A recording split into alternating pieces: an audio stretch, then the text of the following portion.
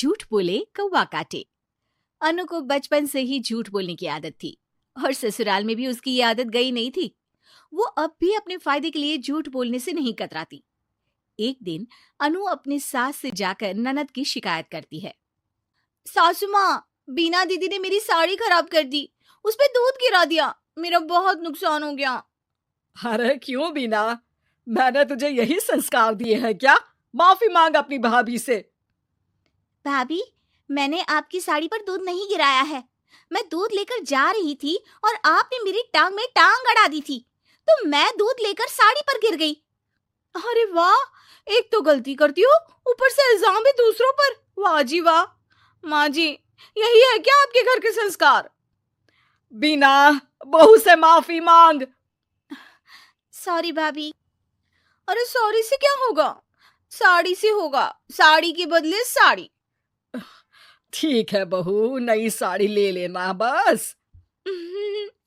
Thank you माँ जी, आप ना बहुत अच्छी हो।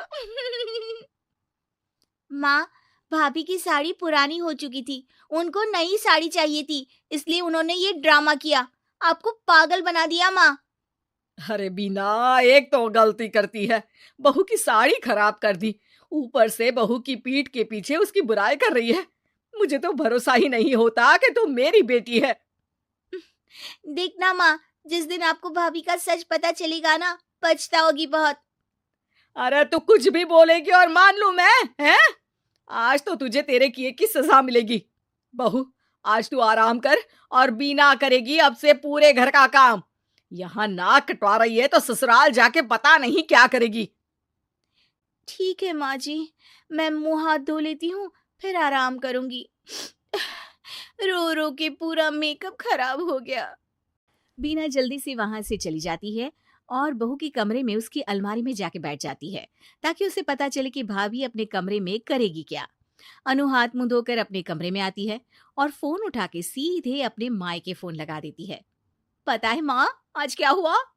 आज मैंने सास की चाय में सब्जी धोने के बाद बचा पानी डाल दिया। बेचारी। ओह, तो भाभी हर बात अपनी माँ को बताती है। अच्छा माँ, अब ना मैं सोने चली, बहुत आराम करना है आज मुझे। थोड़ी देर में अनु की नींद लग जाती है। बीना उसका फोन उठाती है और फोन में कुछ करने लगती है, फिर वहां से चली जाती है। वो सीधे माँ के पास जाकर माँ के कान में कुछ कहती है। ठीक है, अब तू इतने यकीन से कह रही है तो ये भी कर लेती हूँ, पर भाभी पर तेरा शक गलत निकला ना तो बहुत बुरी सजा मिलेगी तुझे।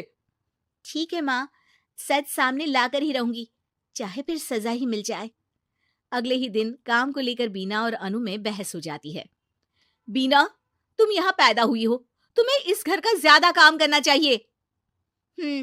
आपका भी तो यही घर है भाभी, मुझे तो एक दिन चले जाना है शादी करके, फिर तो आपको ही सब संभालना होगा ना। तुम्हारी माँ ने तुमको कुछ नहीं सिखाया।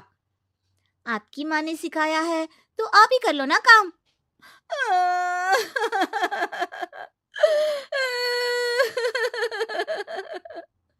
अरे रो क्यों रही हो भाभी, चुप हो जाओ, मैं कर लूंगी सारे काम।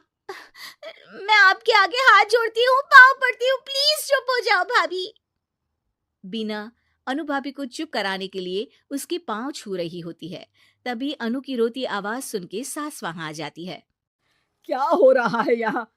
माँ, बिना कुछ बताए इसके पहले ही अनु बोल पड़ती है। देखो ना, आपकी बेटी मेरे पाँव पकड़ के मुझे गिराने की कोशिश कर रही है।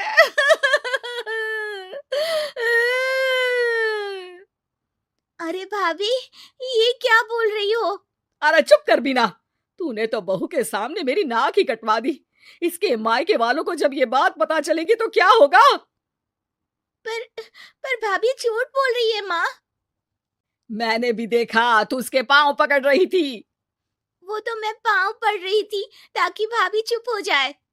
तू ना आज किचन में सोएगी और खाना भी नहीं मिलेगा तुझे। बहुत बदतमीज हो गई है। अनु को लग रहा था कि उसका झूठ सफल रहा, लेकिन बीना का प्लान काफी हद तक आगे बढ़ रहा था। जैसे बीना ने सोचा था, अनु ने अपनी माँ को कॉल किया, लेकिन बीना ने उस दिन अनु के फोन से अपनी माँ का नंबर उसकी माँ के नाम से सेव कर दिया था। बस फोन चालू होते ही अनु ने सच उगलना शुरू कर दिया। वो बेचारी तो मेरे पाँव छू रही थी, लेकिन मैंने बोल दिया कि पाँव पकड़ के गिरा रही है और मेरी बेवकूफ सास मान भी गई। हाँ हाँ, सास तेरी बेवकूफ तो है जो तेरी बातों में आती रही।